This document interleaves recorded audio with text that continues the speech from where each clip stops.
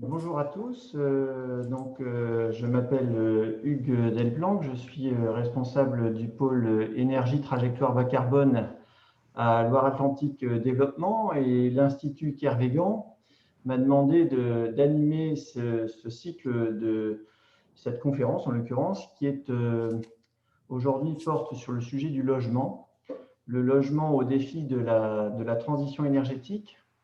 Alors, cette webconférence participe à un cycle de 3 conférences, puisqu'il y aura celle de ce soir sur lequel on se base sur un timing allant de 17h30 jusqu'à 18h45, questions comprises. On aura ensuite une deuxième conférence qui aura lieu toujours sous la forme web le mardi 15 décembre, où on envisagera la question de la vision qu'on peut avoir au niveau du logement adapté au changement climatique. Donc, dans la poursuite des premiers échanges qu'on va avoir ce soir. Et puis enfin, il y aura une troisième conférence dont la date aujourd'hui n'est pas encore fixée, mais qui aura très probablement lieu dans le courant du premier trimestre 2021. Je ne pense pas prendre beaucoup de risques en le disant, et qui sera consacrée à la question de la mobilité. Alors, pour commencer, je vais passer la parole tout de suite à Louis Savary, qui est membre actif de l'Institut Kervégan depuis de nombreuses années, pour qu'il resitue ce cycle de conférences dans le cadre des travaux qui sont réalisés sur ce sujet maintenant depuis plusieurs années. Louis, si vous voulez bien nous représenter ça.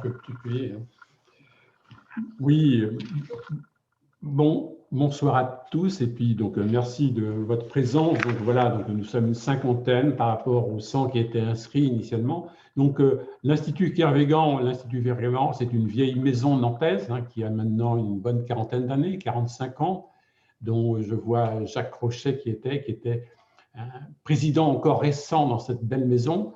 Donc voilà, c'est un lieu de réflexion sur des sujets de société. L'Institut Kervégan rejoint des gens de la société civile pour l'essentiel. Et les sujets sont des sujets qui sont élaborés au sein de l'Institut pour dire voilà, sur quel sujet de société on a envie de travailler. Et en même temps, je lance un appel à tous ceux qui veulent, parce que bien souvent, l'Institut Kervégan est apparu comme un club un peu fermé, donc effectivement, ce n'est pas un club élitiste, il est ouvert à tout le monde, et toutes les bonnes volontés, tous ceux qui veulent y passer un peu de temps, apporter leurs idées dans le respect des uns et des autres, parce que c'est l'un des principes de Kervégan, c'est dire qu'on respecte les idées des uns et des autres. Voilà, et c'est l'une des règles de base. On ne regarde pas la confession de qui que ce soit, chacun vient avec son bagage, et c'est ça l'important. Et donc, si vous voulez vous inscrire à ce beau club pour y travailler, pour apporter vos idées, vous êtes les bienvenus, et Aurore Villemain aura le plaisir effectivement de vous accueillir. Donc cet institut travaille sur différents sujets, et en l'occurrence, là, comme vient de le dire Hugues à l'instant, on travaillait sur le sujet de l'énergie. Et donc on a constitué un premier travail qui a été un cahier des acteurs qui a été lancé au moment où l'agglomération nantaise a lancé son débat sur la transition énergétique. Et donc, on a été un des acteurs, et le cahier des acteurs a été retenu, ce qui nous vaut d'ailleurs au sein de l'Institut Kervégan d'être membre désigné au sein du comité de suivi de la transition énergétique de Nantes Métropole, vu le travail qui a été fait. Au travers de cet ensemble-là, c'est un petit groupe, nous sommes environ une dizaine qui avons travaillé sur le sujet de la transition énergétique, et puis, je dirais, d'une certaine manière, de la transition écologique. Donc, les deux choses allant de pair. On a fait une première conférence qui a eu lieu au mois de septembre-octobre 2019 sur la situation générale de l'énergie en France et en Pays de la Loire, plus examiner également aussi quelles étaient toutes les nouvelles sources possibles d'énergie, et regarder si la région des Pays de la Loire pouvait être autonome en énergie. Donc ça, c'est un travail qui a été fait au niveau institut.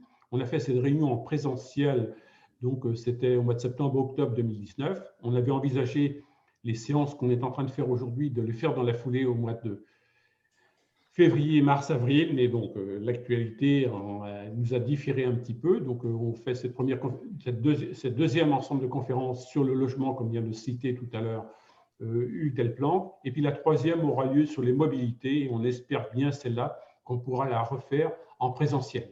Hein, donc, voilà ce que je pouvais vous dire aujourd'hui. Donc, moi, je tiens déjà à remercier, je dirais, tous les intervenants hein, qui vont apporter donc, leur savoir, leurs grandes compétences dans ce domaine-là, hein, que ce soit Laurent, que ce soit Novabil, que ce soit donc effectivement Delphine Marouette, que donc effectivement qui va nous apporter dans la construction, qu'est-ce qu'on peut faire. Voilà, et moi je remercie également Sim à tous les membres du club qui sont là, ils sont derrière leur écran en train d'écouter et qui ont contribué à réaliser ce travail collectif. Merci à vous et puis donc bonne réunion et je laisse la parole maintenant à Hugues qui va faire le nécessaire pour l'animer. Merci beaucoup Louis. Alors, je vais pouvoir enlever mon masque du coup, pardonnez-moi pour ces petits changements de position. Alors, on va commencer par présenter le plateau qui réunit ce soir. On va avoir la grande chance d'avoir un témoignage d'Hervé Patureau, hein, qui est donc le directeur planification, habitat et démographie à Laurent. Laurent, c'est l'agence de l'urbanisme qui, je crois, a été créée à Nantes dans les années 1970. Donc, vous avez un certain recul sur ce qui fait le passé et ce qui pourrait faire l'avenir. Ensuite, on a le plaisir d'accueillir Pierre-Yves Legrand, qui est directeur de Novabil, qui, si mes informations sont bonnes, est le cluster du BTP au niveau des Pays de la Loire et qui, je crois, comprend près de 400 membres à ce jour, donc un réseau extrêmement actif. Et puis, on a aussi le grand plaisir d'accueillir Delphine Marivoué, qui est directrice maîtrise d'ouvrage à CDC Habitat, ex-SAMO, pour ceux qui connaissent la SAMO, et qui, effectivement, pourra nous apporter son témoignage en tant que réalisateur, réalisatrice, maîtrise d'ouvrage. Donc, un petit mot sur le déroulement et les trois principaux temps de cette web table ronde. Le premier temps sera consacré effectivement à des présentations successives d'Hervé et de Pierre-Yves. Puis viendra bien sûr le tour de Delphine, avec une vision peut-être constat, vision prospective avec Hervé Patureau, une vision défi à relever vis-à-vis de la transition énergétique, notamment dans la continuité des propos d'Hervé Patureau, et puis peut-être une vision effectivement plus dans le faire côté CDC Habitat. Puis ensuite, on essaiera de faire une mini-synthèse de ce qui se sera dit, peut-être un jeu de ping-pong si c'est possible, même si effectivement les conditions sont assez particulières, mais enfin on commence à s'y habituer finalement. Et puis bien sûr, parole à la salle, bien évidemment, puisqu'il s'agit de débat. Alors on ne pourra malheureusement pas, comme on l'avait fait l'année dernière, consacrer 1 heure, 1h30, 2 heures, avec les petits fours qui vont avec, puisqu'effectivement, le cadre a un petit peu changé. Donc, ce temps est un petit peu plus restreint, effectivement, de fait, parce qu'on va souhaiter quand même terminer à 18h45, si vous le voulez bien. Donc, ce que j'invite à faire en termes pratico-pratiques, c'est peut-être de faire en sorte que ne soient affichés à l'écran plutôt les intervenants, que l'ensemble des participants, si c'est possible, bien évidemment, hein, pour essayer d'avoir la meilleure bande passante, laisse la place du coup aux intervenants et puis à leur présentation, que chacun coupe son micro. Je vois que c'est fait, donc ça n'est même plus à rappeler. Et donc, j'ai envie du coup de me tourner vers Hervé Patureau et je demande en parallèle à Aurore Vuillemin qui a organisé l'ensemble de cette manifestation du point de vue technique, au moins de faire afficher peut-être la présentation de Laurent en posant finalement 2-3 questions à Hervé Patureau. Finalement, quelle est la dynamique démographique à l'échelle de la métropole et peut-être à une échelle peut-être plus grande? Quelles sont les conséquences sur le logement et les ménages? Et puis peut-être aussi nous dire de votre point de vue, à partir de toutes les analyses que vous réalisez, à partir de toutes les prospections que vous faites, toutes les prospectives, pardon, que vous faites à l'échelle de Laurent, quels sont les leviers sur lesquels nous pouvons jouer en face des conséquences que vous venez de nous présenter. On vous écoute. Oui, merci. Donc, bonsoir à tous pour cette webconférence. Merci d'avoir pensé à l'agence pour refaire un peu le point sur ces fondamentaux démographiques, car en fait, pour tous les sujets, c'est souvent important de revenir aux fondamentaux pour pouvoir travailler sur les enjeux et les territorialiser. J'ai une présentation où je vais avoir pas mal d'éléments à vous présenter, donc toujours dans le format pour rester dans le planning horaire. Donc, je vais demander à Aurore de défiler les diapos assez rapidement, mais du coup, j'espère que vous m'entendrez bien et que vous verrez bien les images. Du coup, sur la première diapositive, c'était pour moi l'enjeu de rappeler un petit peu le contexte de la croissance démographique sur la métropole nantaise. Parce que je pense que personne ne va tomber de sa chaise. On est en croissance démographique et une croissance démographique assez soutenue. Toutes les communes de la métropole ne vont pas au même rythme, mais toutes les communes sont en croissance démographique, la baisse qu'on enregistre sur Indre étant très limitée. Mécaniquement, quand on a plus de monde, ça veut dire qu'il y a plus de personnes à loger. Donc, il y a des vrais enjeux sur le territoire. Et je vais essayer de montrer un petit peu de quelle nature ils sont en lien avec le sujet du jour. Sur la deuxième diapositive, c'était l'idée de rappeler un peu comment cette croissance démographique se décomposait. Enfin, je suis vraiment dans la logique de revenir aux fondamentaux, aux bases. Et ces bases, finalement, qui sont exogènes à l'action publique locale et qui renvoient quand même à des conséquences à gérer localement. Le premier moteur, on va dire, de la croissance démographique, ça a été sur le territoire, et ça le reste encore aujourd'hui, enfin, un moteur important, c'est celui de la croissance liée au solde naturel, tout simplement l'écart entre les naissances et les décès. On est dans un territoire où il y a beaucoup plus de naissances que de décès, et on pourrait même dire que on est, contrairement à d'autres territoires, par exemple, vous avez, je vais vous plutôt citer les courbes, la courbe en orange, c'est l'évolution des naissances au niveau national qui a tendance à diminuer, et à l'inverse, au niveau national, régional ou même départemental, le territoire et les communes de Nantes Métropole sont en progression du nombre de naissances. Donc on a vraiment une dynamique en termes de natalité très forte sur le territoire. La troisième diapo, et donc du coup le deuxième moteur de croissance démographique, c'est l'apport migratoire, le jeu des migrations résidentielles et ces ménages finalement qui viennent s'installer sur le territoire, en même temps qu'il y en a d'autres qui vont faire leur vie ailleurs. Et à ce jeu-là, finalement, on peut se rendre compte sur la carte de gauche d'où viennent finalement les gens qui s'installent dans la région nantaise. Et finalement, plutôt sur la partie droite, quel âge ils ont. Et finalement, on peut vraiment voir qu'on est sur une croissance démographique très équilibrée dans le sens où elle concerne toutes les tranches d'âge. Et donc, les besoins en logement et la dynamique démographique du territoire n'est pas spécialisée sur une tranche d'âge, elle est généralisée et sur toutes les tranches d'âge. La diapo d'après, en fait, illustre à une échelle encore un peu plus large cette idée que, contrairement à d'autres territoires au niveau national, cette forte croissance démographique que j'ai présentée et qui s'observe sur la métropole nantaise concerne en vérité tous les EPCI Loire-Atlantique. Et tous les territoires de Loire-Atlantique sont vraiment inscrits dans une dynamique forte de croissance de population. Donc il n'y a pas de relais, entre guillemets, on est vraiment sur une tension qui s'exerce sur tous les territoires. On observe par exemple du côté de Pornic des taux de croissance annuels moyens, Pornic et Erdrégel d'ailleurs, des taux de croissance annuels moyens de l'ordre de 1,8% par an, ce qui est assez considérable quand on sait qu'au niveau national, on est à 0,4% par an. Donc ça donne un peu un ordre de grandeur pour dire vraiment à quel point ça va vite sur l'ensemble du territoire.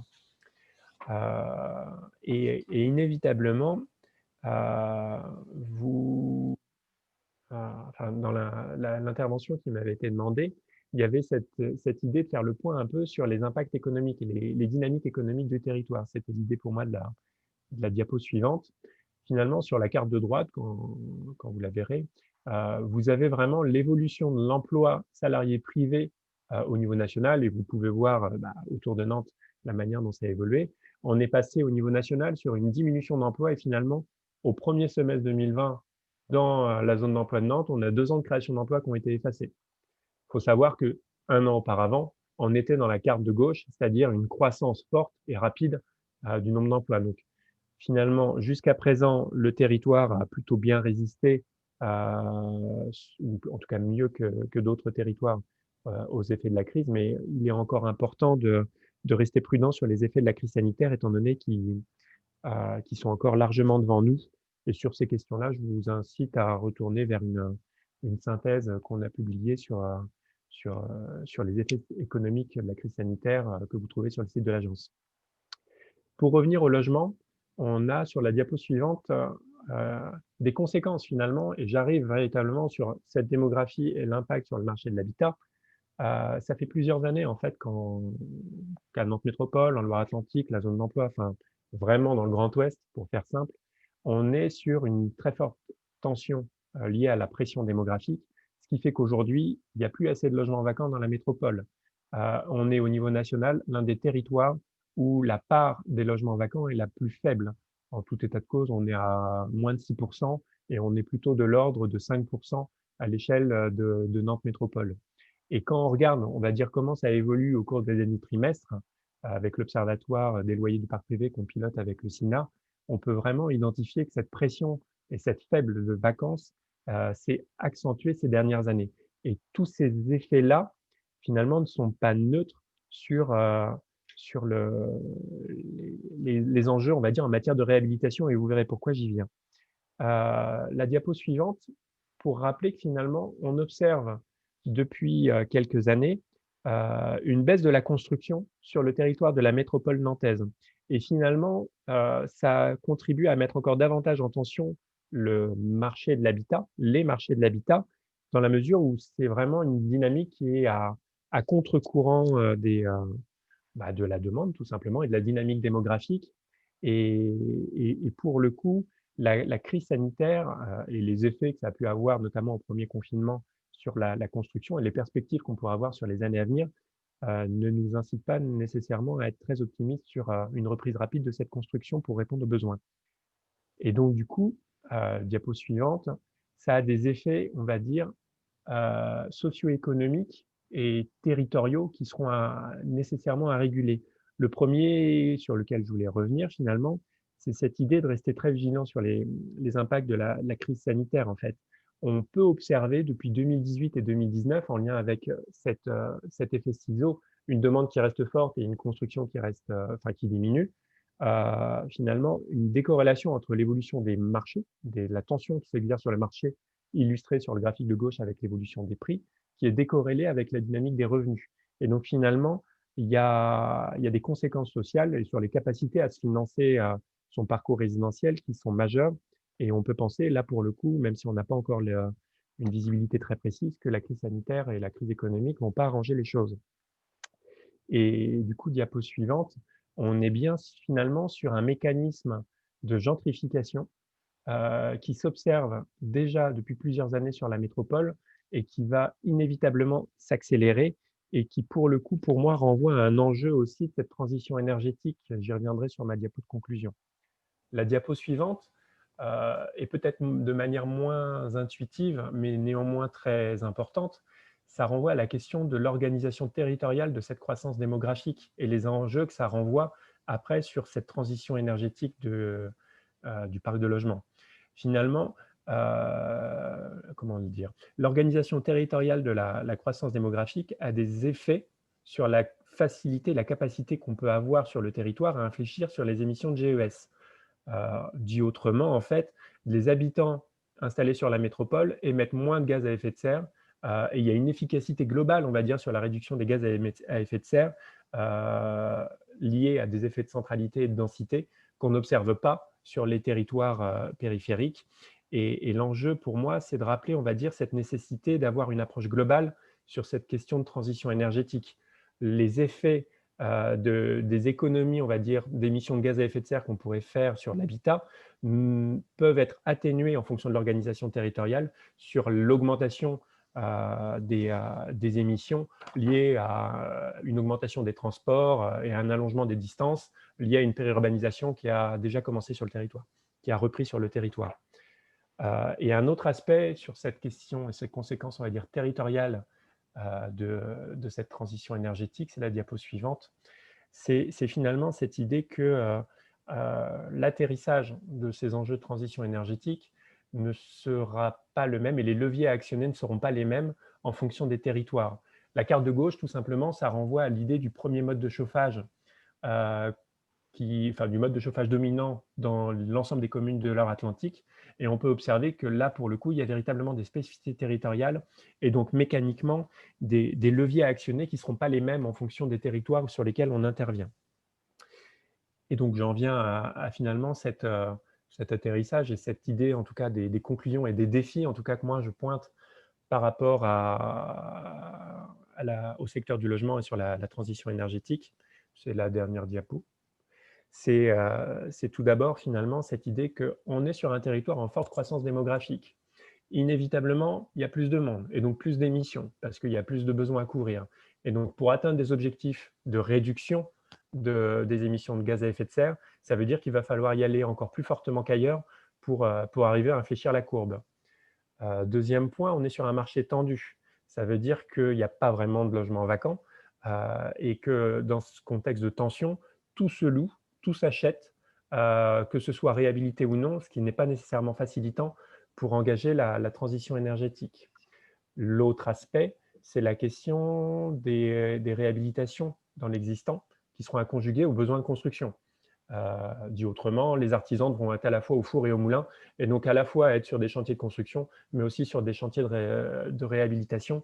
Et donc, contrairement à d'autres territoires, on n'aura pas le loisir de mettre le paquet sur un seul domaine. Le quatrième point qui renvoie à ces enjeux sociaux et territoriaux que j'évoquais, c'est finalement les enjeux territoriaux. L'efficacité énergétique globale et la baisse globale des gaz à effet de serre doit aussi être vue au regard de l'organisation territoriale du développement, parce que les habitants en métropole émettent moins de GES au global qu'en secteur périurbain, et donc il faut vraiment ne pas penser que logement quand on travaille sur les enjeux énergétiques du secteur du logement. Et les enjeux sociaux, pour le coup, on est dans un marché tendu où les budgets logement des ménages ont augmenté, et c'est ce qui leur peu de capacité à financer une transition énergétique pour les ménages les plus modestes. Et pourtant, il y a un vrai enjeu à faire en sorte que cette transition énergétique concerne l'ensemble des logements, y compris les plus modestes, parce que pour ces derniers, il y a quand même un enjeu de maîtrise des charges qui ne doit pas être ignoré et qui a une vocation, on va dire, importante pour motiver ce dossier-là. Et le dernier point pour conclure, c'est cette question de cette transition énergétique et ces défis énergétiques à relever quand on parle de logement, mais plus globalement, c'est qu'on est vraiment sur un besoin d'avoir une vision stratégique et que cette vision stratégique doit être pilotée et territorialisée pour avoir des effets et avoir la meilleure efficacité possible des actions qu'on met en place sur le territoire. Et pour ça, il y aura inévitablement besoin de diagnostics précis sur les territoires pour pouvoir arriver à identifier les leviers opérationnels pertinents et les plus efficients pour réussir les défis, parce que pour le coup, en Loire-Atlantique, ces défis seront encore plus importants et plus difficiles à relever que dans d'autres territoires. Merci, M. Patureau. Donc moi, ce que je retiens en première approche, c'est effectivement ce double effet de ciseaux que vous avez très, très bien expliqué, et puis la nécessité, effectivement, d'avoir une approche globale, transversale, prenant en compte les spécificités des territoires. À ce titre, c'est vrai que les moyens de chauffage que vous projetez selon les différents EPCI est tout à fait frappante. Merci beaucoup pour cette première intervention.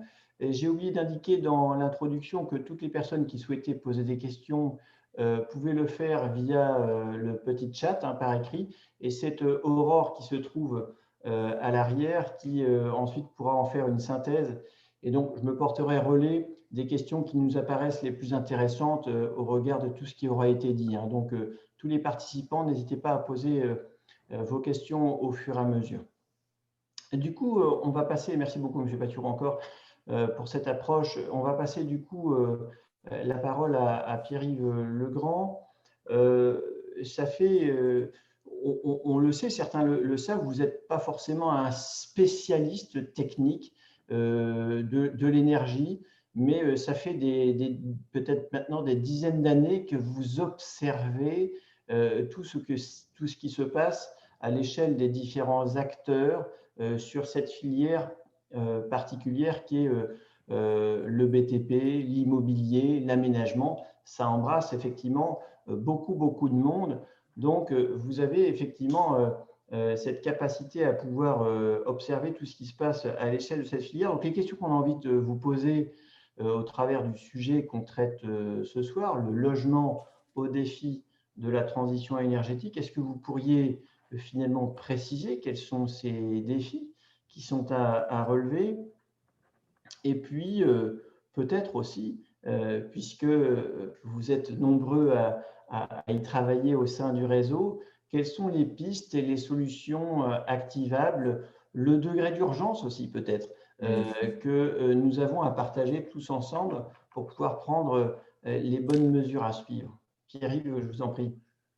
Merci Hugues, et merci surtout à l'Institut Kervégan de cette invitation. Et c'est vrai que c'est passionnant de pouvoir avoir plusieurs regards sur un même sujet. Et quand Kervégan m'a sollicité sur les tendances du logement à 30 ans, j'ai failli ressortir une intervention que j'avais faite à une époque pour le Rotary et qui était sur les grandes tendances. Et je vous aurais dit à ce moment-là, il y a 3 tendances certaines: le confort, la connexion, si on peut rester sur la page de garde, le confort, la connexion et la densification. Celle-là, à 30 ans, c'est sûr. Alors déjà aujourd'hui, je ne suis pas certain de pouvoir dire que la densification, c'est aussi sûr que ça, parce qu'entre-temps, il y a le Covid qui nous dit, tiens, c'est pas mal d'aller habiter dans l'Allier ou je ne sais pas où, avec plus de fraîcheur et là où c'est plus agréable. Donc déjà, sur la densification, je ne suis pas certain que je puisse dire que c'est aussi sûr. Et puis, je décortiquais un petit peu sur des choses qui étaient incertaines ou avariées, low-tech, high-tech. Est-ce que dans 30 ans, on est plus low-tech ou plus high-tech? Il y en avait une aussi qui était intéressante, c'était le bâtiment générateur de coûts ou le bâtiment centre de profit.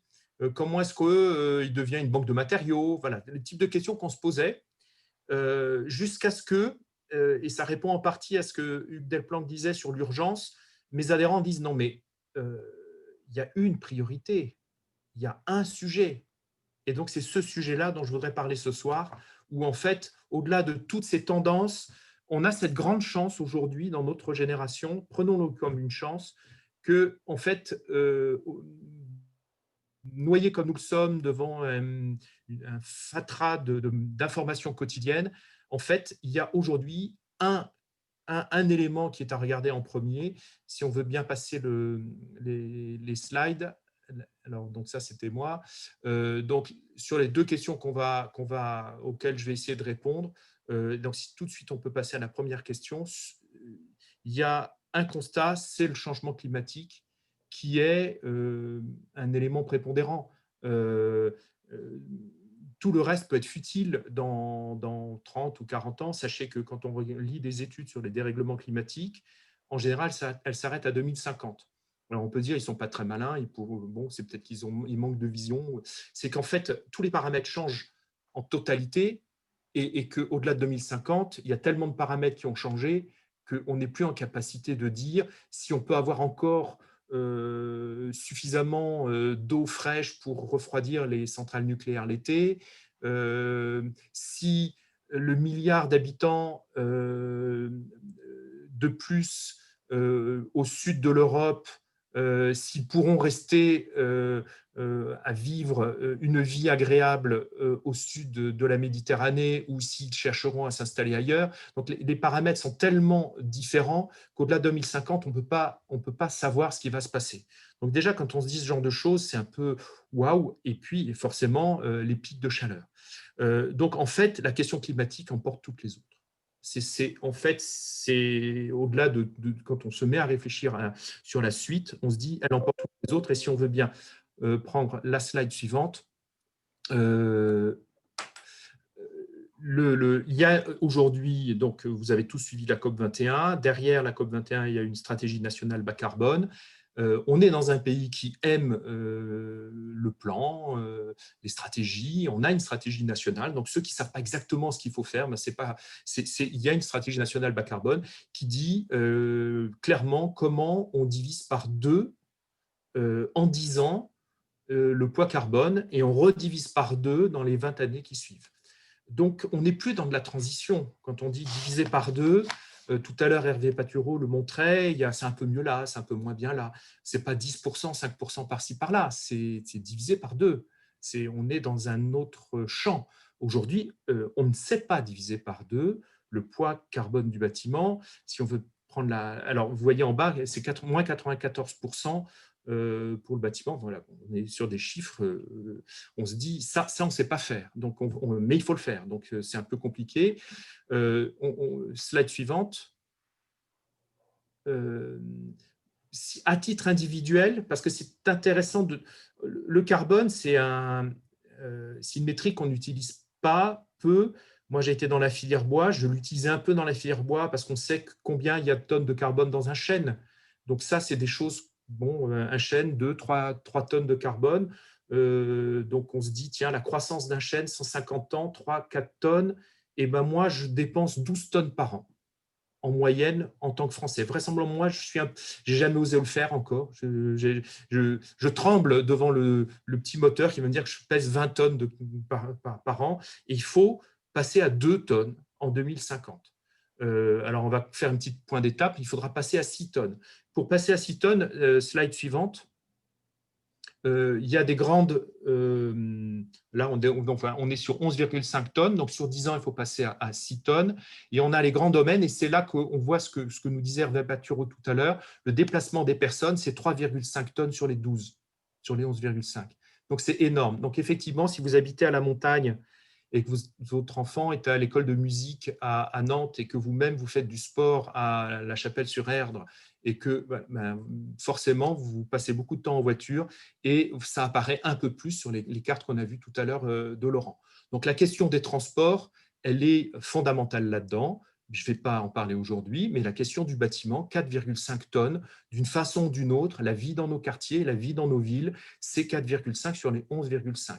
Donc, ce n'est pas du tout anecdotique. Donc, quand on dit la question essentielle du bâtiment pour les 20 prochaines années, c'est la question du carbone, ce n'est pas pour embêter les gens, c'est parce que si c'est la question essentielle de la vie à venir, c'est forcément notre contribution qui a un impact considérable. Donc, vous voyez, là, les espaces publics, les bâtiments, on sait que, par exemple, dans une ville, les connexions entre bâtiments, c'est 60-70% de la superficie. Donc, les bâtiments, ce n'est pas 100% d'une ville. Hein. Une ville, elle est composée de beaucoup de choses. Et donc, tout ça, toutes ces questions-là, elles sont à voir au moment de la construction et dans la façon de vivre. Et Hervé Patureau l'a très bien dit, il y a un impact, il y a des choix à faire.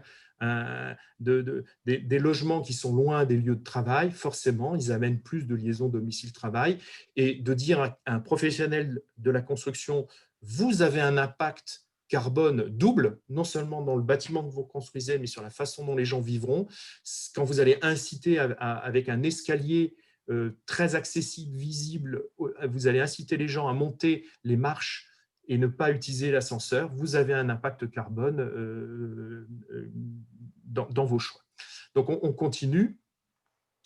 Donc, on est toujours sur l'atténué. Il y a un deuxième élément qu'on n'a pas envie de regarder de trop près parce qu'il est tellement difficile aussi à appréhender, qui est le zéro artificialisation.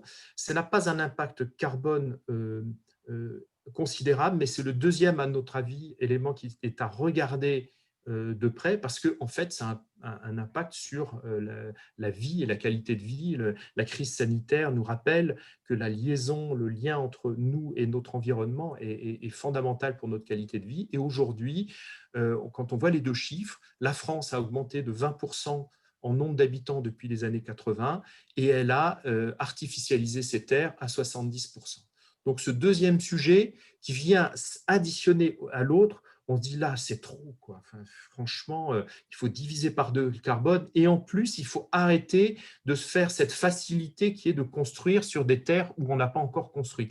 Eh bien, il est grand temps, quand on dit la ville qui se reconstruit par elle-même, c'est aujourd'hui un discours. En fait, ce slide nous montre que la ville qui se reconstruit par elle-même, ça ne doit pas être un discours, ça doit être une réalité. Et c'est encore mieux si on la reconstruit sans abattre le bâtiment précédent, puisque c'est quand on abat un bâtiment, on multiplie par 2 ou par 3 le poids carbone du projet qui est à venir. Donc, on se poursuit. Alors là, jusqu'à maintenant, on était dans l'atténuation, mais comme on est à peu près certain, si vous voulez passer à la slide suivante, à peu près certain que l'atténuation ne va pas fonctionner complètement. Vous vous souvenez, la COP21, c'était 1,5 degré. On est plutôt aujourd'hui dans le rythme. Quand vous regardez les émissions de carbone dans l'atmosphère qui ont donc un lien direct avec l'élévation des températures, toutes les COP, les unes après les autres, la courbe continue à monter. Donc la COP n'ont jamais stoppé la courbe. La pandémie qu'on vient de vivre ne stoppe pas la courbe non plus, parce que c'est tellement structurant, nos façons de vivre sont tellement liées aux énergies fossiles que la rupture, c'est pour ça que nous, on ne parle plus de transition, on refuse de parler de transition, parce que la transition laisse penser que c'est doux, agréable, on mute comme ça. Non, non, ça sera ni doux ni agréable, ce sera dur.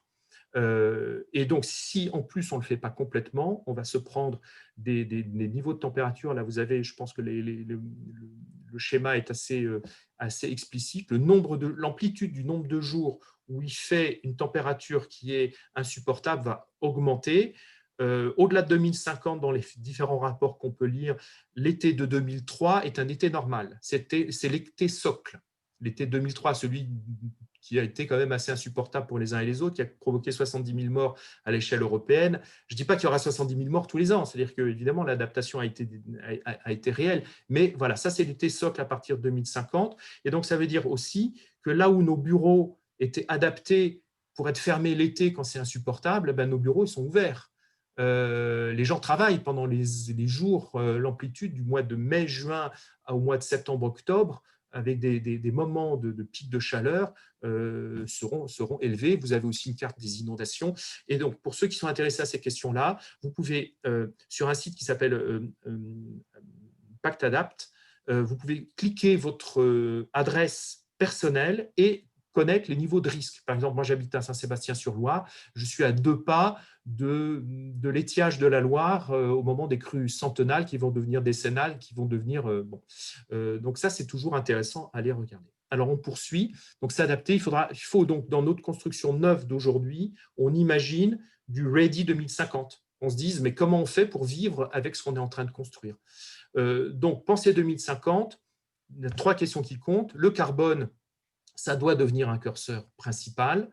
Et la réglementation environnementale 2020 doit nous y aider. Aujourd'hui, tout le monde est un peu les bras nous en tombent, c'est horrible, il faut falloir tenir compte du carbone. Enfin non, ça fait juste un moment qu'il fallait y passer. Le zéro artificialisation des terres et puis la ville résiliente, la capacité à nos ouvrages de s'adapter. Alors, comment on fait? Si j'ai encore quelques secondes… Encore 2 minutes, Pierre. Voilà, très bien. Donc, si on veut bien passer directement au slide suivant, voilà les solutions. Dans la stratégie bas carbone, ce qui correspond à 2/3 du poids dans la solution, c'est la rénovation. Donc, massifier la rénovation. intensifier la rénovation. Donc, si parmi vous, il y a des gens qui sont en capacité d'entraîner ce genre de choses, on a tout à l'heure un bailleur social qui va nous parler, la rénovation est une des clés de sortie. Donc là, vous avez différents chiffres qui l'explicitent, et nous avons en Pays de la Loire un peu d'avance dans le modèle, mais soyons pas fiers parce que d'abord, on a de l'avance, mais on a de l'avance par rapport à un mouvement qui ne s'est jamais créé. Ça fait quand même des années qu'on dit qu'il faut 500 000 logements rénovés par an. Avec 500 000 logements rénovés par an, on a terminé la rénovation dans 20 ans. Donc même, il faudrait en faire plus, et on arrive à peine à en faire 200 000. Donc, premier axe de la stratégie bas carbone, c'est la rénovation. Le deuxième, slide suivant, c'est orienter le neuf vers l'économie circulaire, vers un niveau de déperdition d'énergie qui doit être très fort. Donc, le niveau passif est un niveau qui est le niveau normal qu'on devrait atteindre, qu'il y ait ou qu'il n'y ait pas de réglementation. Et on doit commencer à agir sur les consommations, donc là, viser le passif, le choix des matériaux, parce que ce n'est pas la même chose que d'utiliser un matériau qui a fait 10 000 km de route pour venir nous retrouver, ou un autre, un matériau qui a eu besoin beaucoup d'énergie dans sa transformation. Et donc là, en général, aujourd'hui, les opérateurs ne regardent les matériaux qu'en fin de parcours, et là, ils vont devoir le regarder en début de parcours. Le végétal comme un aménagement à part entière, on entend des aménageurs nous dire pas de bâtiment plus haut que le plus haut des arbres. Si vous voulez être ready 2050, il faut quand même qu'il y ait une sorte d'harmonie végétale dans l'ensemble pour que les gens puissent continuer à vivre dans une ville demain qui pourra être écrasée de chaleur. Et puis l'impact des infrastructures sur les consommations, c'est ce qu'on se disait tout à l'heure. Là, vous avez donc le plan de Pirmil-les-Îles, un plan masse de Pirmil-les-Îles, où, par exemple, les places de parking sont réduites à l'essentiel de parking de voitures, et ce sont les places de vélo qui sont privilégiées. Donc, ça veut dire que celui qui va s'installer, il sait à l'avance qu'en fait, son mode de vie va différent des nôtres, mais il aura peut-être juste 5 ans ou 10 ans d'avance sur nous. Dernière slide, je crois qu'on arrive à la fin. C'est le plan d'action, et j'ai entendu Hervé Patureau le dire, il faut un pilotage collectif. C'est là qu'on rentre dans le point dur, c'est-à-dire qu'il faut que chacun élabore son propre plan d'action. D'abord, faire un bilan des gaz à effet de serre. La RSE, qui a été un mouvement très fort ces 5 dernières années dans les entreprises, c'est important, mais la RSE des entreprises du bâtiment, elle doit intégrer l'impact que l'on a quand on construit nos bâtiments. Il ne faut pas simplement s'occuper de la touillette et vérifier si elle est en plastique ou en carton. C'est plus important pour nos entreprises de regarder ce qu'on construit, avec quels matériaux, avec quel impact, quels sont les objectifs qu'on se donne. Donc ça, c'est l'entreprise. Il y a les personnes, il y a les entreprises, il y a le territoire, et il faut que tout ça vienne. Et il y a la filière qui doit être en coordination avec le territoire. Ça ne peut pas passer par des oukases. Ça ne peut passer que par une prise de conscience. Parce qu'on voit bien les réactions, y compris, on le voit, on porte le masque, on ne porte pas le masque. À partir du moment où on m'oblige à porter le masque, je n'ai plus envie de le porter. Enfin, vous voyez, déjà, rien que pour un truc, c'est ridicule, porter le masque. Donc là, on ne sait pas porter le masque. C'est divisé par 2 le poids carbone de mon bâtiment. Si on vous le dit par contrainte, aujourd'hui, d'abord, on ne sait pas le faire. Donc, il y a un mouvement à créer. Et c'est ce type de mouvement-là que je vous propose avec tous les acteurs qui sont prêts à le faire, à l'enclencher dans des structures comme Novabile, comme d'autres, avec les aménageurs, avec les acteurs divers et variés. Je crois qu'il y a juste une slide qui tire merci, je crois, à l'après. Oui, merci Pierre-Yves, merci beaucoup de nous avoir effectivement précisé les défis, de nous avoir montré à quel point il était urgent d'agir ensemble, avec chacun son rôle. On a entendu l'agence d'urbanisme diagnostiquer, nous projeter, le cluster Novabuild dans son rôle commencer à bien définir les enjeux, voire l'enjeu principal à relever par tous ceux qui le font. Et donc, c'est l'occasion avec Delphine Marivoé, dont je rappelle qu'elle est directrice maîtrise d'ouvrage à CDC Habitat, On entendait tout à l'heure Hervé Patureau, je vais commencer de façon un petit peu provocante, dire tout se loue, tout se vend. Donc, comment CDC Habitat, dans un contexte comme celui-ci, s'intéresse à la qualité et parvient à mettre au cœur de ses projets, on a entendu parler de projets neufs, projets réhabilitation, la question de la transition énergétique. Donc voilà, peut-être un petit mot sur votre structure d'abord. Ensuite, qu'on vous entende sur la stratégie de transition énergétique que vous mettez en œuvre à l'échelle de votre structure.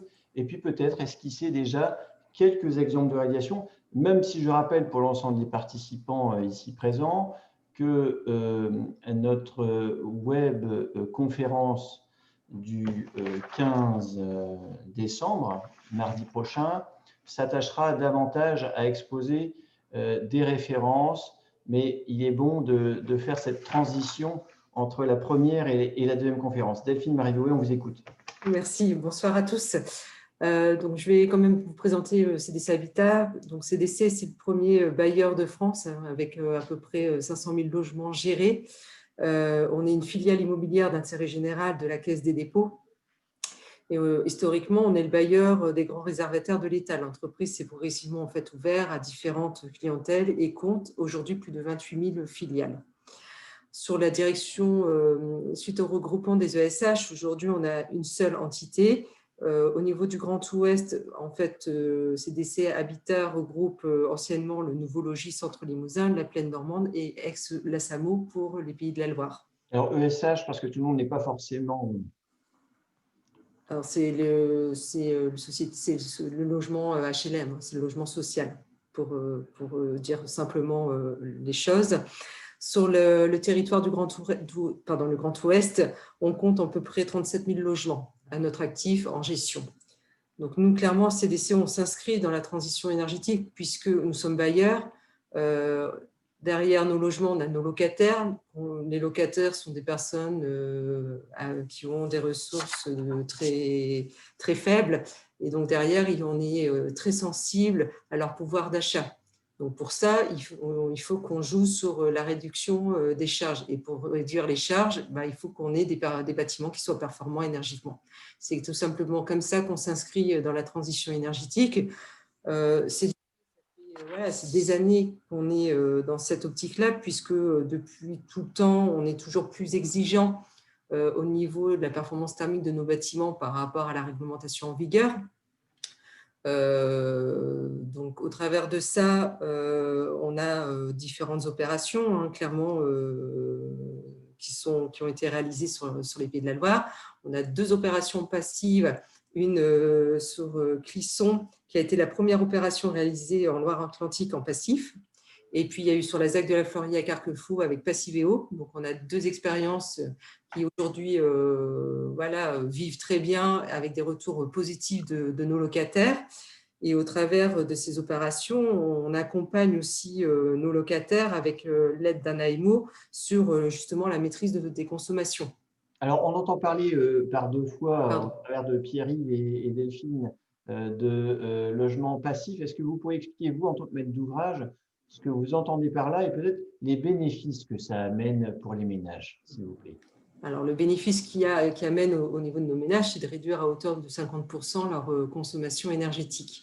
Le but, c'est vraiment de réduire leur consommation. Aujourd'hui, il faut les accompagner parce que ce n'est pas juste de dire, oui, vous allez réduire moins, mais c'est aussi un usage du logement. Et cet usage, il se traduit par comment gérer l'ouverture des fenêtres pour aérer le logement. Parce que quand on parle passif, on nous dit surtout qu'il ne faut pas ventiler, il ne faut pas ouvrir les fenêtres. Or, c'est faux. Aujourd'hui, ça reste un logement comme un autre, sauf que il faut savoir l'utiliser. Et donc, pour ça, nous, on a fait appel à des AMO pour justement accompagner nos locataires à l'usage du logement, pour qu'ils puissent l'utiliser au mieux, l'optimiser, pour réduire au maximum leur charge en termes d'énergie. En parallèle de ça, donc ça, c'est nos projets en neuf. On a clairement aussi une politique sur la réhabilitation. Pierre-Yves, on en parlait, Hervé aussi. Aujourd'hui, l'objectif pour nous, c'est d'améliorer l'étiquette énergétique de nos bâtiments, de nos logements. On a une politique qui est forte.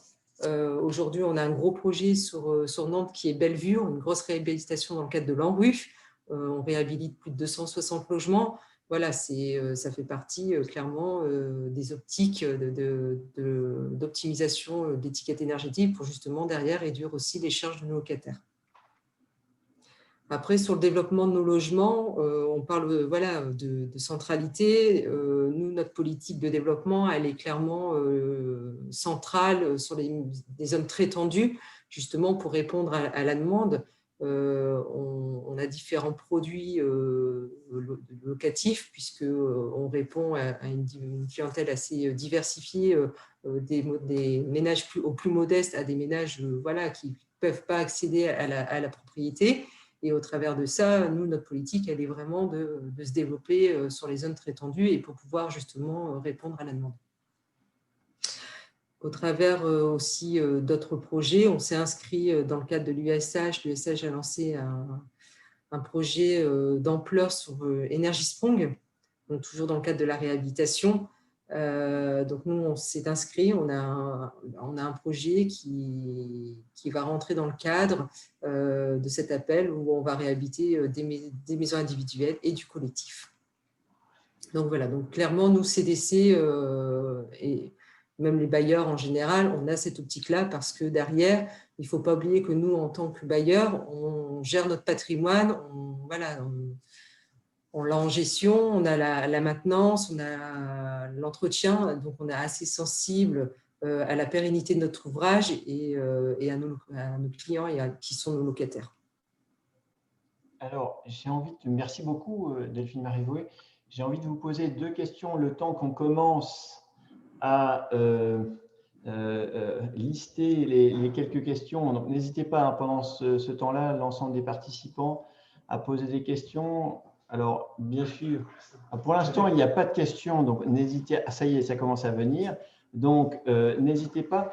Moi, j'ai envie de vous poser 2 questions, notamment au regard de ce qu'a indiqué Hervé Patureau sur les échelles géographiques et aussi Pierre-Yves Legrand sur cette balance entre le neuf et la réhabilitation. Est-ce qu'aujourd'hui, au-delà de tous les efforts que vous pouvez faire ponctuellement sur un certain nombre de projets que vous avez cités, à Clisson, à Carquefou, à Bellevue, à Nantes, est-ce qu'aujourd'hui, de façon plus ou moins volontaire d'ailleurs, l'action de CDC Habitat a tendance à se recentrer sur la métropole? Quelle est sa politique entre ce qui va pouvoir se passer à l'échelle du métropole ou à l'échelle du département de la Loire-Atlantique? Première question.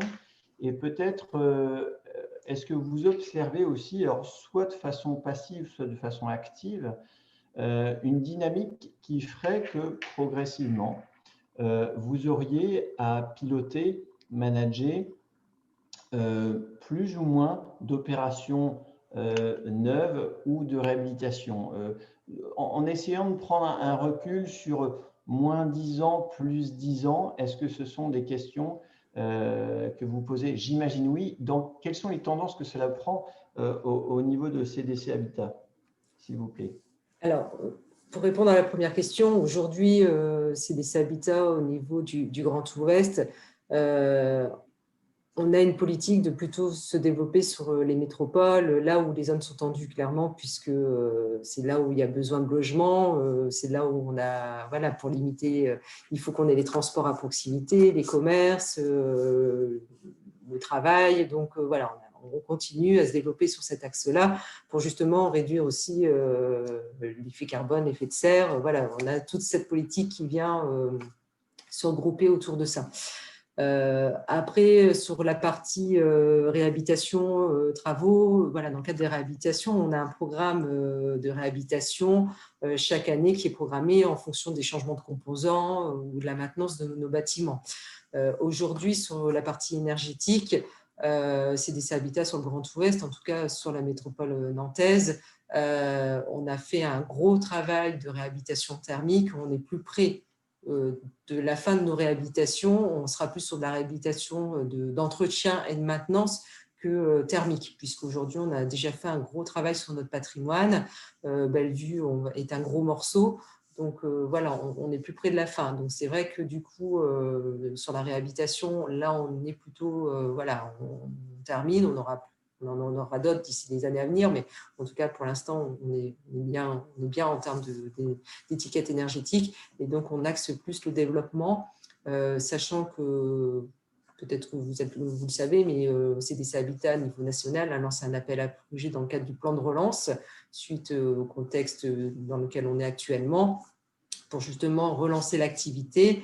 Et voilà, on est en train d'acquérir un peu plus de 40 000 logements au niveau national pour justement maintenir cette activité et pouvoir proposer une offre par rapport au contexte.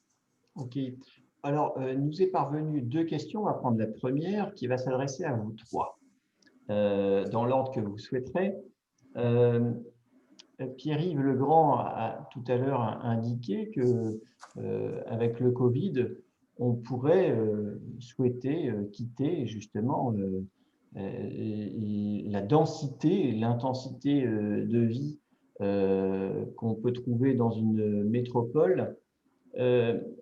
Sur quel levier finalement peut-on jouer pour, et je reprends la question, pour minimiser l'effet Covid, c'est-à-dire faire en sorte que cette envie d'aller vivre à la campagne, je schématise, puisse être diminuée pour faire que notre impact carbone, puisque c'est l'enjeu numéro 1, puisse se maintenir, puisqu'on a bien vu que l'effet mobilité en tant que tel avait un poids considérable sur le poids carbone qu'ont représenté chacun d'entre nous. Donc voilà, si vous voulez bien répondre à cette question. Pour ma partie, aujourd'hui, on est en réflexion par rapport à ça, mais après, c'est plus aussi par rapport aux entreprises, voilà, où les gens vont travailler, s'ils sont ouverts au télétravail. Voilà, il y a tout un mécanisme aujourd'hui qui doit se mettre en place par rapport à ça. En tout cas, nous, on est en réflexion sur l'aménagement de nos logements. Aujourd'hui, on voit bien avec ce qu'on a vécu sur l'année, on se dit que voilà, on se rend compte que nos logements doivent être équipés d'un extérieur. C'est vrai qu'on voit bien dans la conception des logements, il y a certains logements n'ont pas de balcon, n'ont pas de terrasse. Je parle pour des logements collectifs, d'immeubles. Et c'est vrai qu'aujourd'hui, on se dit on ne ferait plus peut-être de logements, mais sans extérieur, surtout dans une région comme la nôtre. Et puis, pourquoi pas, dans la conception intérieure du logement, de réserver un coin du logement pour faire un coin bureau aussi, pour justement pouvoir télétravailler et puis avoir une pièce dédiée. Parce que c'est vrai que ça évolue et au final, avec ce qu'on a vécu cette année, c'est des réflexions qu'on est en train de se poser dans la conception future de nos logements et ça fait partie des évolutions de nos pratiques. Donc voilà, donc nous on est assez attentifs à ça parce que voilà, il faut qu'on évolue aussi avec le contexte. Donc ça, c'est la réponse, on va dire, constructive. Oui. Une approche peut-être plus globale de la part de l'agence d'urbanisme, Hervé Patureau? Oui, merci. Le premier point, en tout cas, pour moi, c'est déjà de rappeler que de nombreux ménages n'ont pas attendu le Covid pour aller s'installer en périphérie et s'éloigner plus loin. Donc, du coup, sur cette idée, en tout cas, dans quelle mesure ce phénomène va être amplifié par la crise sanitaire, je pense qu'il est important d'attendre de voir effectivement comment la courbe s'infléchirait. Parce qu'on peut imaginer avoir un désir de s'éloigner, d'acheter une maison et de s'éloigner. La vérité, c'est est-ce qu'on en aura les moyens, est-ce qu'on va véritablement passer à l'acte.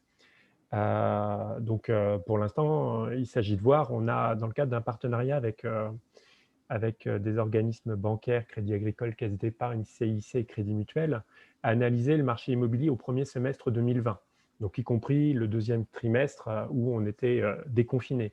Clairement, il n'y a pas eu d'impact qui s'observait à ce niveau-là. C'était les projets qui étaient déjà dans les cartons qui sont réalisés plus vite. Donc, pas de attendons de voir déjà véritablement ce qui va se passer. Après, sur la question de la densité, deuxième point, je pense qu'il est important de rappeler que c'est une notion très subjective. Parce que du coup, la densité, ça dépend de ce qu'on exprime. Habitat, mètre carré, je compte les espaces publics ou pas, les voiries, je les mets dedans ou pas. Enfin, c'est avant tout, à mon avis, une question de représentation et de densité perçue. C'est pour ça que je parle de subjectivité. Et il y a un enjeu pour moi qui est important de rappeler, c'est qu'en ville, il y a beaucoup d'espaces verts. Si à l'agence, on a mis en place à l'échelle de la métropole un outil qu'on a appelé cadastre vert, qui permet d'identifier l'étendue, on va dire, des espaces verts publics et privés dans le territoire métropolitain. Et pour le coup, on a tendance à penser que la ville, c'est finalement du collectif et pas d'espace vert, alors qu'en fait, il y a beaucoup d'espaces publics verts et il y a beaucoup d'espaces privés verts. Et il y a beaucoup de nature déjà en ville. Donc, c'est aussi cette idée, en tout cas, de ne pas penser cet espace extérieur que comme un espace individuel et privé. Donc, c'est des enjeux de représentation, de mentalité qui doivent aussi évoluer. Je pense qu'un des enjeux, ça risque d'être un peu tarte à la crème, mais ça reste quand même d'être un sujet, c'est la question de la qualité des formes urbaines et la qualité perçue. Et là, pour le coup, il y avait un sociologue qui disait l'habitat a une fonction métonymique, en fait. Si on est furieux contre la fenêtre de la maison, enfin, s'il y a dans une maison qui s'installe à côté de chez nous, il y a une fenêtre et un vis-à-vis qui nous déplaît, on sera furieux contre le voisin. Et donc, en fait, il y a cette idée de la qualité du cadre de vie qui doit aussi se penser sur la qualité des formes urbaines et la qualité des vis-à-vis, la gestion des intimités. Et là, pour le coup, ça nécessite de ne pas penser que le projet pour le projet, mais poser aussi le projet dans son intégration au reste de la ville. D'accord, donc réponse aménagement du territoire, réponse réflexe sociologique, réponse technique, hein, et puis réponse architecturale, comme vous venez de l'indiquer. Pierre-Yves, est-ce que vous souhaitez, Pierre-Yves Legrand, est-ce que vous souhaitez compléter sans être trop long, s'il vous plaît? Un petit mot sur donc l'effet Covid. Dans le chat, Sylvain Grisot, je crois que c'était lui, a dit il n'est pas certain qu'il y ait un effet Covid sur le résidentiel. En tout cas, on ne l'a pas encore constaté. Ça a été dit aussi. Pour autant, on est à peu près certain qu'il y a et qu'il y aura un effet Covid sur le tertiaire. Et le tertiaire va devoir vraiment se questionner, notamment ceux qui font du tertiaire neuf, sur vraiment les attentes. D'abord parce que les projets ne seront plus les mêmes. Là, pour le coup, on entend quand même pas mal de gens se rendre compte que les bureaux sont vides et qu'ils vont rester vides beaucoup. Donc, les gens qui avaient des extensions n'auront peut-être pas les mêmes besoins et attentes en termes d'extension, et qu'il y a une vraie reconquête nécessaire du tertiaire un peu délaissé de nos villes. En ce qui concerne le résidentiel, en fait, il y a deux aspects, parce que vous partiez de l'idée que les gens s'éloignent, ce n'est pas bien. Mais s'ils s'éloignent beaucoup pour aller dans des territoires où actuellement il y a des logements vacants, c'est vraiment bien que ces logements vacants soient utilisés. Et là, tout à l'heure, je parlais de l'Allier en rigolant, mais il y a eu une tendance comme ça qu'on a constatée, de gens qui se sont installés dans des territoires moins tendus, si on veut utiliser les termes qu'on a utilisés tout à l'heure. Et là, pour le coup, en termes d'impact carbone, ça peut être intéressant, parce que sur ces territoires-là où il y a déjà des infrastructures qui existent, qui ne sont pas les mêmes que celles qu'on a en centre-ville, mais qui existent, il peut y avoir quelque chose d'intéressant à suivre. Et puis, dernier point, c'est l'aspect santé. Avant la crise, beaucoup d'acteurs, des bailleurs sociaux, des promoteurs se disaient « moi, je vais mettre le paquet sur la question de la santé ». Donc, c'était déjà quand même une tendance, et on sait que les moments de crise, ça accélère les tendances. Et donc, quand on entend CDC Habitat nous dire « moi, je réfléchis à mettre plus de balcons qu'avant », ça va dans cette optique-là, de mettre le curseur sur les questions de santé, c'est de toute façon pas se tromper. Hein. Tout à l'heure, je disais au début, une des tendances fortes, c'est une tendance du confort. Si on regarde le logement des 60 dernières années, et on reprend le trend et on continue, le confort, il n'y a pas de limite. Moi, je me souviens très très bien, il y a 30 ou 40 ans, on pouvait visiter un logement à louer où on vous mettait une cuisine, c'était non équipé, mais de rien du tout, il n'y avait même pas d'évier. et on était en capacité de le louer. Aujourd'hui, louer un appartement sans une cuisine équipée, ne rentre pas dans le marché. Donc, le confort avec la santé, c'est quand même un trend extrêmement puissant et le Covid va certainement conforter ces tendances-là. Hervé Patureau, vous souhaitiez réagir, je crois. Oui, juste pour rappeler en fait l'importance de cette approche locale. Si le sujet c'est la question de la transition énergétique en Loire-Atlantique, en Loire-Atlantique, il n'y a pas de vacances de logement. Absolument. Et donc du coup, il y a des réflexes, on va dire, qu'on pourra avoir par rapport à des raisonnements nationaux qui ne sont pas opérants au niveau local. Donc c'est juste sur cet aspect-là que je voulais rappeler la petite spécificité du territoire. Alors la piste… À part les maisons secondaires. Oui. On est un territoire de maisons secondaires. Et si on met la Vendée avec la Loire-Atlantique, qui ont quand même on a un littoral. Si on raisonne carbone, on se dit, mais c'est quoi toutes ces maisons qui sont inoccupées? Oui, mais du coup, là, pour le coup, encore une fois, je vais territorialiser. Les résidences secondaires, c'est sur le littoral. Dans la métropole, c'est 4% de résidences secondaires. Donc, du coup, ce ne sera pas une solution pour la métropole non plus. Voilà. Nous, on ne va pas raisonner. On n'a pas la même échelle que vous. Oui, c'est ça. Mais c'est pour ça qu'il faut garder cette idée de territorialiser l'action publique locale. L'action publique locale pourra faire beaucoup, devra impulser. Je rappelle qu'il y a 3 leviers. Hein. C'est informer, faire œuvre de pédagogie. Et donc là, sur ces aspects-là, il y a beaucoup à faire, notamment sur la dépendance à la voiture, par exemple. Il y a contraindre, interdire. Donc, est-ce qu'on pourra interdire à un ménage d'acheter une résidence secondaire? Ça, je ne suis pas certain. Est-ce qu'on pourra réguler des effets et des incidences? Ça, pour le coup, c'est des aspects sur lesquels il faut travailler et pas qu'à l'échelle de la métropole et en articulation avec l'ensemble des territoires. Alors, on touche déjà à la fin du format qu'on avait imaginé, donc on va se donner avec rigueur 2 minutes pour terminer. Moi, je retiens là, de ce qu'on vient d'entendre, qu'il y a probablement effectivement une piste qui consisterait presque à transformer le tertiaire en logement, et probablement qu'effectivement c'est une idée qu'on n'aurait pas facilement eue il y a quelques années et qui effectivement vient sur la table. Il y a une deuxième question qui a été posée par un participant et on terminera par l'opérationnel, qui fera une très bonne transition avec la prochaine manifestation de mardi prochain.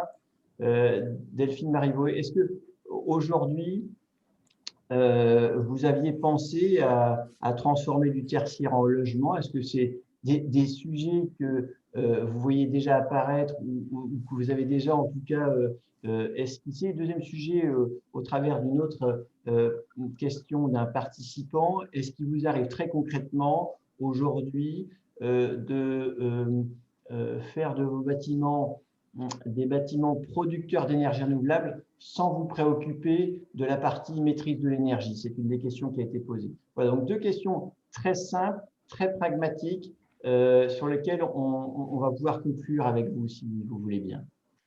Alors, pour répondre à la première question, il y a déjà eu des réflexions de transformer des bureaux en logements. La difficulté aujourd'hui, et je ne suis pas sûre qu'on ait réussi, en tout cas CDC, j'en ai pas connaissance, mais en tout cas là où j'ai pu travailler auparavant, il y a déjà eu des réflexions. La difficulté de transformer des bureaux en logements, c'est les trams. C'est qu'on n'est pas du tout sur les mêmes trams et il y a une complexité à un moment donné pour aménager les logements. Donc, pour avoir des logements qui soient agréables à vivre, aujourd'hui, on rencontre cette difficulté-là. Donc, à ma connaissance, je ne suis pas sûre qu'on ait eu, en tout cas chez CDC, cette expérience. Il y a eu des réflexions, mais je ne suis pas sûre que c'est abouti, ou en tout cas, je n'en ai pas la connaissance. Mais je pense que voilà, il y a un travail à faire, mais qui pourrait être, en termes de coût, je ne suis pas sûre qu'à un moment donné, ce soit rentable. Donc voilà, je ne vais pas pouvoir avancer plus sur ce sujet-là, mais c'est assez complexe en tout cas, parce que ce n'est pas conçu du tout de la même façon. D'accord. Et sur la deuxième ? Deuxième question, donc sur le fait, si vous pouviez me la redonner, parce que…